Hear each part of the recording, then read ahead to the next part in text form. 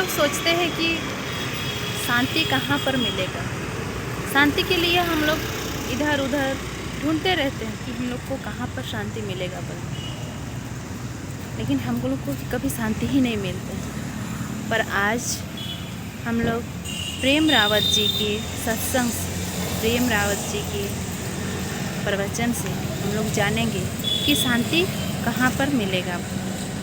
आइए सुनते हैं प्रेम रावत जी की आवाज़।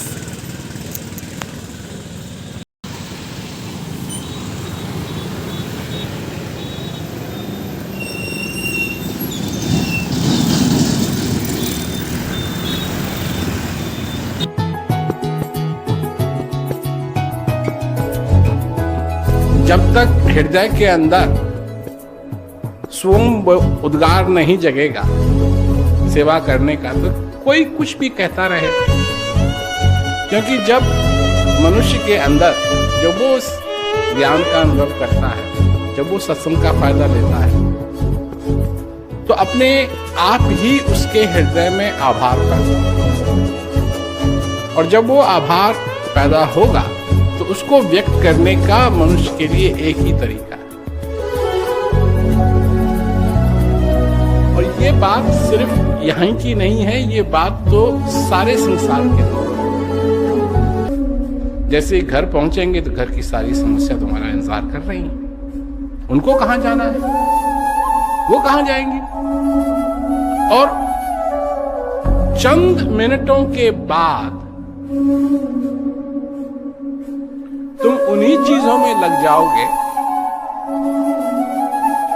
जो तुमको दुख देती हैं, जिसकी वजह से तुम अपने आप को भाग्यशाली नहीं समझते हो। समझो मेरी बात।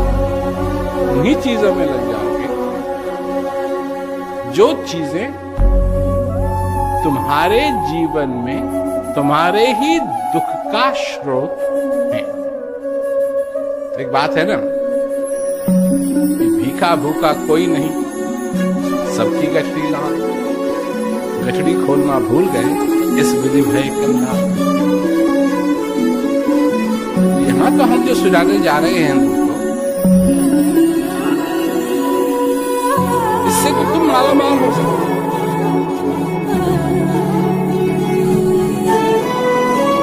इससे तुम्हारे जीवन के अंदर, हम धन की बात नहीं कर रहे हैं, तो मनुष्य को और चीजें भी चाहिए। और वो चीजें हैं, उसको खुशी चाहिए, उसको शांति चाहिए। तो शांति के मामले में जो तुम सुनने जा रहे हो, इसमें हमको माला माल कर सकते हैं। पर होता क्या है? होता वही है जो द्रौपदी के साथ। उसके साथ क्या हुआ? एक दिन उसको इत्तला मिली कि बहुत बड़े कोई संत आए हुए हैं शहर में, और उचित रहेगा कि द्रौपदी वहां जाए, उनकी पूजा करे, उनसे आशीर्वाद ले। ठीक है, पहुंची वहां। क्या देखती है? एक तो वेद व्यास वहां बैठे, पीछे उनके क्या गणेश, काला सिर वाला बैठा है, लिख रहा है। जाती है वहां, देखती है।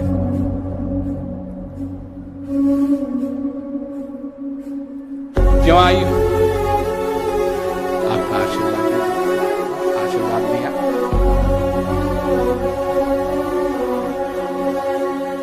तब द्रौपदी पूछती है कि आगे क्या होगा,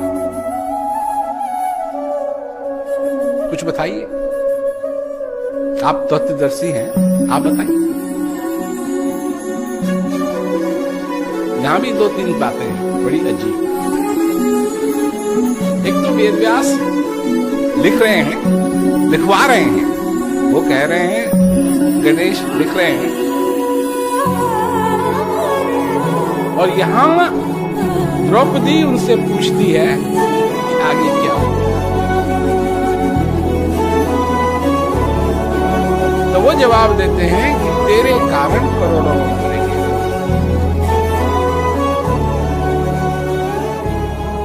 खून की नदियां बहेंगी।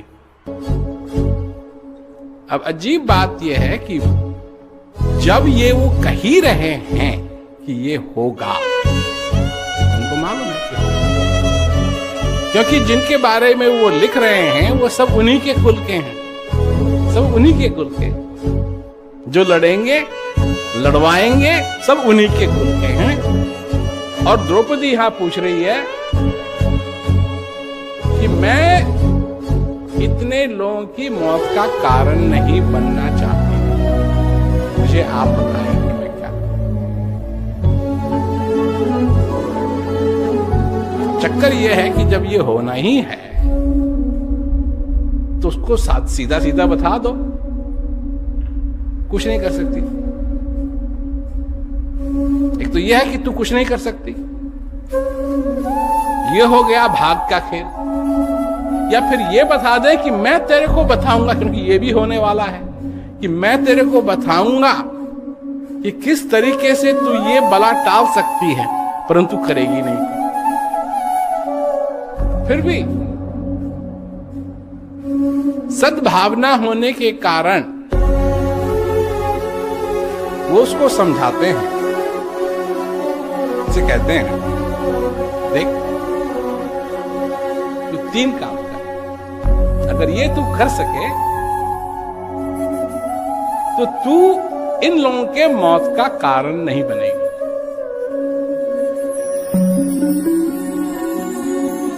कहानी को अगर देखा जाए,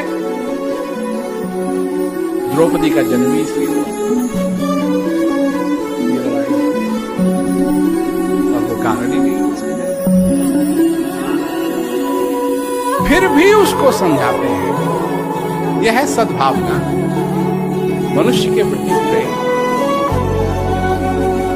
ये नहीं कि तुम अमल करो या न करो, ये तो तुम पे निर्भर है। ये तो मेरे को मालूम है कि जैसे यहां से निकलोगे, जैसे मैंने पहले कहा,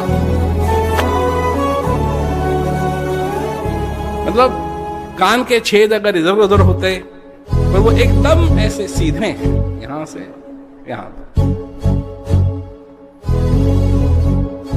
और बात यह है कि दिमाग थोड़ा ऊपर है, कान के छेद थोड़े नीचे हैं, दिमाग थोड़ा ऊपर है। तो कई बार जो यहां से ध्वनि गई, आवाज गई, वो बाईपास कर देती है सारे दिमाग को और यहां से।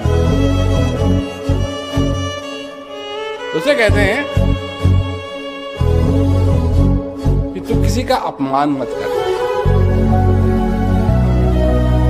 किसी का अपमान मत कर। और कोई तेरा अगर अपमान करे तो बुरा मत मानना, अगर कोई तेरा अपमान करे तो बुरा मत मानना। और अगर तेरा अगर अपमान भी हो जाए और तू बुरा भी मान जाए तो बदला मत लेना। अब ये तो जो कोई भी महाभारत की कहानी जानता है, कथा जानता है, उसके लिए स्पष्ट है कि यही 3 चीज हुई और इसी के कारण झंझट हो।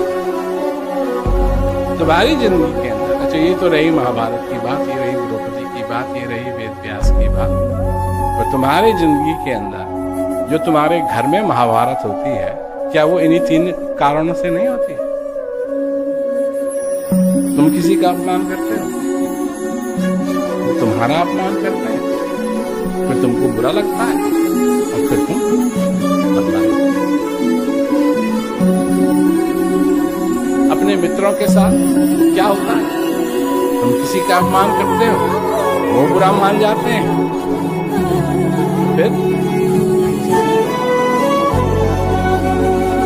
तुम किसी का अपमान करते हो, वो बुरा मान जाते हैं, वो तुम्हारा अपमान करते हैं, फिर तुम बुरा मान जाते हो, फिर तुम कोई ना कोई चक्कर चलाते हो जिससे कि बड़ा बदलाव नहीं सकते। ये महाभारत की बात नहीं है, ये तो रही तुम्हारे घर की बात। कोई मेरे पास अगर आए और ये पूछे कि मैं कैसे अपने जीवन के अंदर सुखी हो पाऊं, मैं ये भी कह सकता हूं कि मैं जो कुछ भी कहूंगा तुम उस पर अमल नहीं करोगे,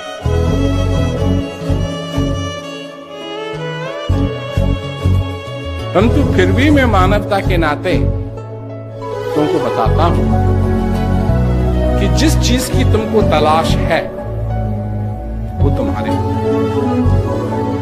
शांति तुमसे दूर नहीं और तुम शांति से दूर नहीं। अगर तुमको कुछ पाना है तो अपने आप को पाओ। तुमको अगर कुछ जानना है तो अपने आप को जानो।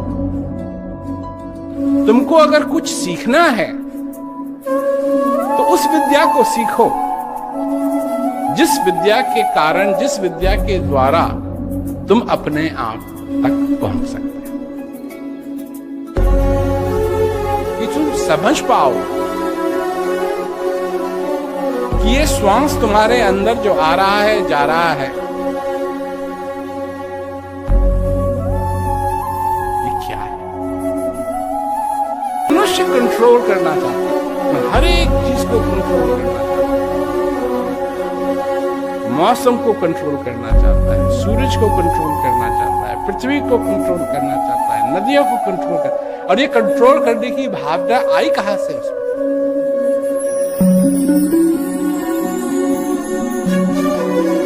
और ये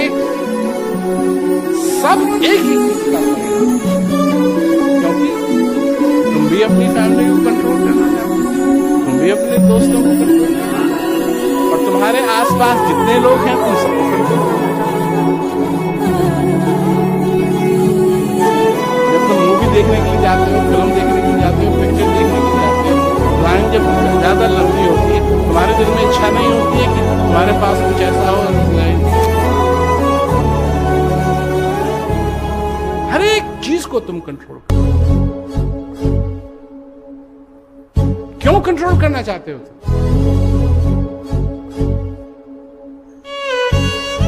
कभी सोचा?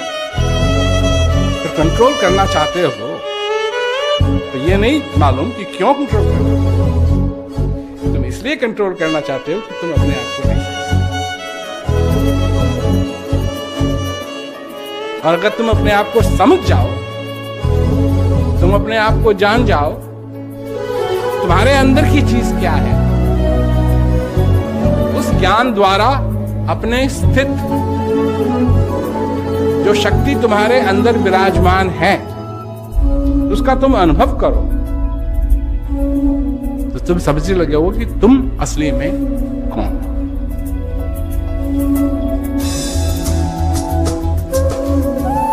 मनुष्य एक दूसरे के साथ किस प्रकार रहे, परिवार एक दूसरे के साथ किस प्रकार रहे, और अंत में यह प्रश्न है कि तुम अपने साथ किस प्रकार हो।